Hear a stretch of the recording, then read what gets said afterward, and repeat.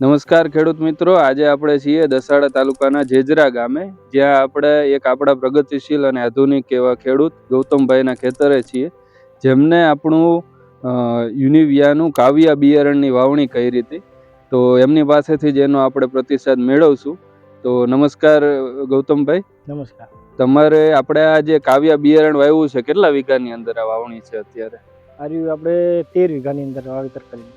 બરોબર છે. ને ઉગાવવામાં શરૂઆતમાં કેવું કર્યું કે જ્યારે આપણે વાવ્યું તો એને જે જર્મિનેશન હોય એમાં તમને કેવો અનુભવ થયો? ઉગાવવામાં સારું, 2 પાણીની અંદર સારામાં સારું ઉગી ગયું, 80 થી 90% જેવું કહેવાય. બરોબર. ને એક સમાન કે એક સમાન નહીં, કોઈ આગળ પાછળ અમુક બિયારણમાં થાય કે ને એ રીતે કઈ નહીં, એક સમાન એક જ સંગાત ઉગ્યું. બરોબર છે.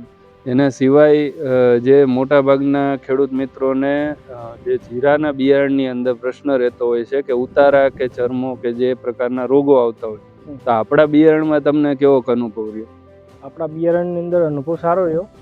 જે મારે અહીંથી જે નીચાળો ભાગ છે, આ 2 ભાગ છે, એમાં 5 વીઘાની અંદર તો ઉતારાનો પ્રોબ્લેમ નહોતો રહેતો, એમાં તો બરાબર જ છે. અને જે આથી નીચાવાળો ભાગ કારેતર, અહીં અમારી જમીન કારેતર કહેવાય, એમાં 8 વીઘાની અંદર આની અગાઉ મેં કરેલું હતું બીજી કંપનીનું જીરું, તો એ સુકારો એકદમ આવી ગયો. બીજા અને ત્રીજા પાણી સુકારો આવી ગયો. અને આમાં મેં 4 પિયત આપ્યા, પણ માં જ એમ કહેવાય કે 2 થી 5% જેવો સુકારો. એટલે સુકારા રોગ પ્રતિકારક શક્તિ આની સારામાં સારી છે. બરોબર છે. ને અત્યારે લગભગ આ 82 દિવસનું આપણું જીરું થયું છે. 82 દિવસ. તો જે માળ બંધાવા જોઈએ અને જે દાડો બંધાવવો જોઈએ, એમાં તમારો કેવો અનુભવ છે? આ જે બીજી જે અન્ય કંપનીના જીરા આવે એથી આનો જે ગ્રોથ એ સારો છે, અને જે માળ અને દાણાની સંખ્યા આવે એ પણ વધારે છે. બરોબર છે. તો શું લાગે છે અંદાજો તમને, વીઘે જે આપણે 24 ગુંઠાનો કેટલો ઉતારો રહીએ? વીઘે 15 પ્લસ રહેવું પડે, 15 થી ઉપર એમ. એથી નીચે તો લગભગ ના આવવું પડે. બરોબર. ને બીજા ખેડૂત મિત્રોને શું ભલામણ આપશો? બીજા ખેડૂત મિત્રોને એમ કે બીજી જે અન્ય કંપનીના આથીને પૈસા વધારે ખર્ચીને બિયારણ લાવી તો આવું રિઝલ્ટ ના મળે. તો આર્યુ એથી ઓછા વ્યાજબી કિંમતની અંદર મળી રહે, અને ઉગાવો સારો, અને રોગ પ્રતિકારક શક્તિ બી સારી આવે.